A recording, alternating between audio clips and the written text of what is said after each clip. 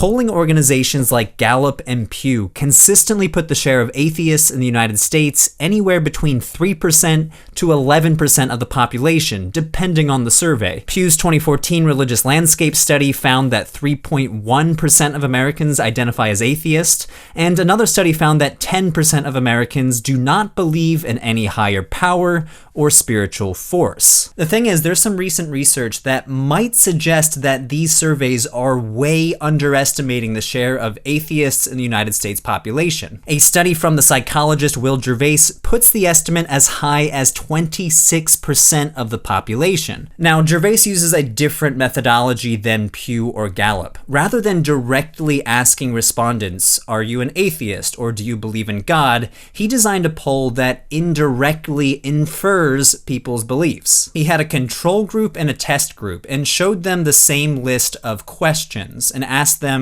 how many of these questions are true for you? So the control group would be asked, I can drive a stick shift, I eat meat, I have played Scrabble, I have visited New York City. But then he asked the test group one additional question. I do not believe in God. Comparing the responses from the two groups, they were able to infer plausible rates of atheism in their test population to be 26% and possibly as high as 35% of the population. I'm including a link to the article in the description below, and I'll be the first to admit, I don't 100% understand his methodology. I'm not a statistics expert, but I do find his conclusions plausible, at least because of other studies that suggest that people lie to anonymous phone surveys. This may have been one of the factors that contributed to the inaccurate polling around the 2016 US presidential election. All of the polls showed that Hillary Clinton was going to win easily, but presumably people were hesitant to admit that they were voting for Trump, even anonymously on a phone survey. There might be a similar social pressure to lie when it comes to this question, are you an atheist?